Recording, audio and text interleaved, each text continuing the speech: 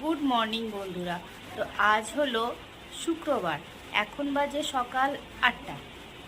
আজ মেয়ের টিউশন নেই, উঠেছি 7টার সময়, উঠে ফ্রেশ হয়েছি আর চা খাইনি। চা এই যে এখন নিয়ে বসেছি। কেন বলো তো চা আগে খাওয়া হয়নি? আসলে ওরা তো সব ওঠেনি, একার জন্য আবার চা করব, তাহলে বলে একবারেই চা করব। আবার এখন চা করব, পরে আবার ওরা উঠলে আবার গরম করে দিতে হবে, এই জন্য আমি এখন ওরা উঠলো দিয়ে চা করলাম। তো ওই চা খাচ্ছি। আজকে রান্নার না বিশেষ কিছু তাড়া নেই। কেন বলো তো, আজকে আমার হাজব্যান্ডের স্কুলে খাওয়া দাওয়া আছে, তাহলে ও যেহেতু খাবে না, তার মেয়ে আমার আর ছেলের যা হোক হয়ে যাবে। ওরা তো বিশেষ কিছু সবজি টবজি পছন্দ করে না, তো এই জন্য একটু আলু পোস্ত, ডাল, আর একটু ডিম করব, আর একটু পটল ভাজবো দেখি। আর আচার তো আছেই, আমার একটু টক হলেই হয়ে যায়, ব্যাস। আর কিছু করব না, আজকে একটু হালকার মধ্যে দিয়ে করব। আর কালকের অনেক সবজি আছে জানো তো, তোমাদেরকে দেখালাম, তারপরেও আবার পাট শাক নেওয়া হয়েছে। কিন্তু আজকে সবজি করব না বিশেষ কিছু। পাট শাক খাওয়ার মধ্যে আমি আর আমার হাজব্যান্ড, তো ও তো স্কুলে খাবে, তাহলে আমি একা শাক খাবো? এতটা শাক আছে, থাক। আর ওই সমস্ত আজকে আর রান্না করবো না, অনেক কিছুই সবজি রয়েছে, কালকে তখন দেখা যাবে। কাল তো আবার শনিবার, তখন ওরা বাড়িতে এসে ভাত খাবে, তখন দেখা যাবে। আজকে একটু হালকার মধ্যে দিয়েই করে নিই। আর দেখবে বাড়িতে যদি পুরুষ মানুষরা না খায় না, তখন মনে হয় আমাদের নিজেদের যা হোক কিছু করলেই হয়ে যায়, মনে হয় একদিন একটু রেস্ট নেই।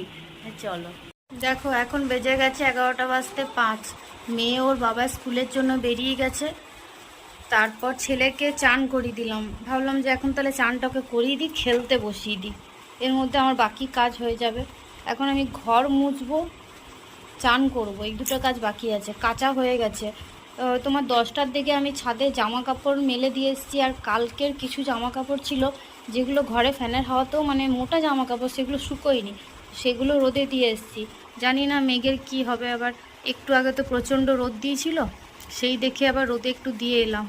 তো যদি বৃষ্টি নামে আমাকে তাহলে যেতে হবে ছুটে, ছেলেকে রেখে দিয়ে।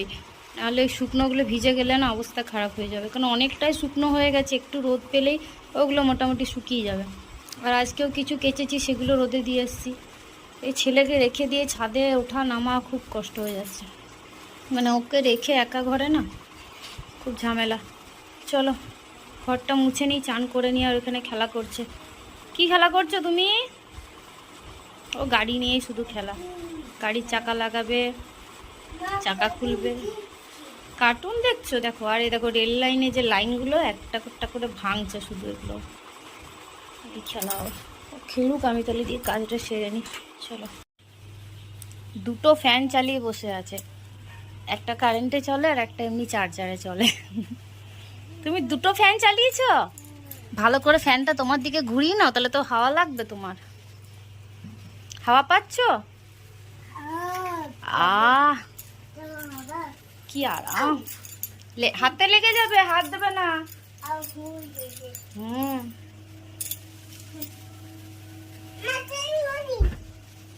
ট্রেন গাড়ি, ট্রেন এখানে আসবে না, অনেক দূরে।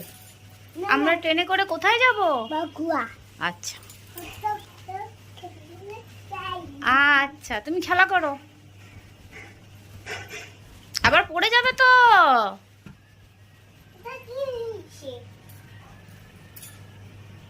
এটা মামার বেল্ট, মামা পরবে না, তোমার হবে না বাবা, এটা মামা পরবে।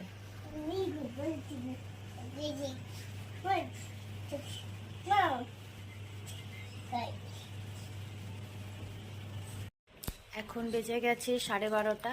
আমি চান করে মায়ের বাড়িতে এসেছি ছেলেকে নিয়ে।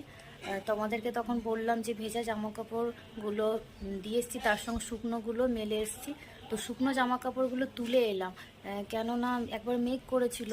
তারপর যেহেতু আবার মায়ের বাড়িতে আসবো, তো এখান থেকে আমার বাড়ি 4-5টা বাড়ির পরে, তবু ধরো বাড়ি যাব, ছাদে যাব, তখন কি আমার শুকনো জামা কাপড় সব ভিজে যাবে।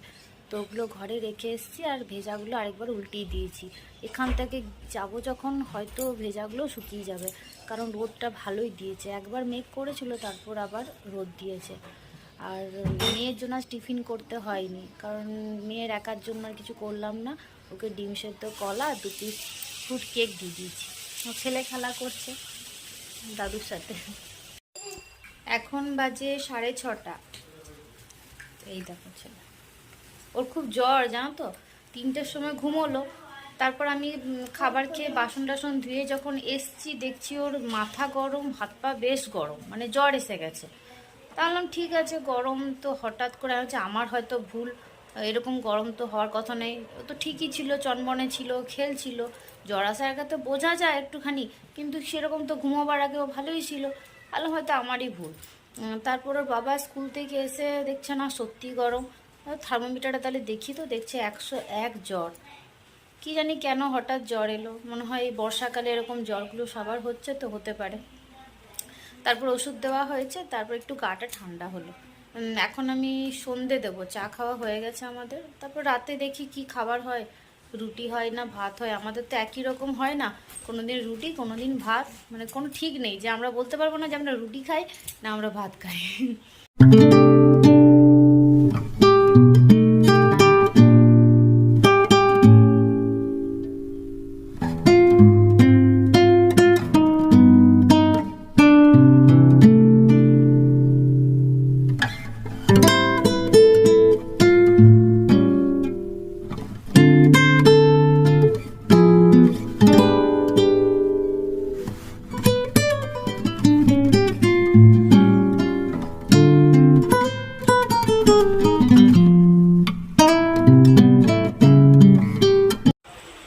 দেখো, মেয়ে আঁকা করছিল খাটের মধ্যে, ওয়াটার কালার করছিল বলে বাটিতে জল নিয়েছিল, আর ছেলে এসে সেই জল উল্টে দিয়েছে খাটে।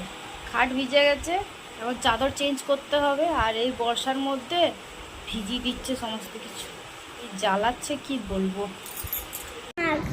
এখন বাজে 11টা 10। আমাদের খাওয়া দাওয়া সবার হয়ে গেছে, কারণ কালকে সকালে মেয়ের টিউশন আছে, এই জন্য তাড়াতাড়ি খাওয়া দাওয়া করে নিয়েছি। আর মেয়েকে এবারে শুয়ে দেবো। ছেলে তো এখন ঘুমোবে না, ও তো এখন ঘুমোতে অনেক রাত, 12:30-1টা বাজবে। জানো তো বললাম যে ছেলের জ্বর এসেছিলো তখন, তারপর থেকে আর জ্বরটা নেই, কিন্তু শরীরটা খুব একটা ভালো নেই, কেমন ঘ্যান ঘ্যান করছে।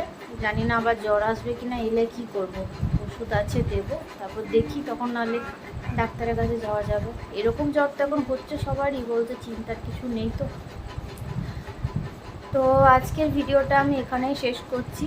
যদি আমার ভিডিওতে তোমাদের যদি কিছু ভালো লেগে থাকে তো অবশ্যই সাবস্ক্রাইব করো, লাইক শেয়ার কমেন্ট করতে ভুলো না। তো টাটা, গুড নাইট, সবাই সুস্থ থেকো, ভালো থেকো।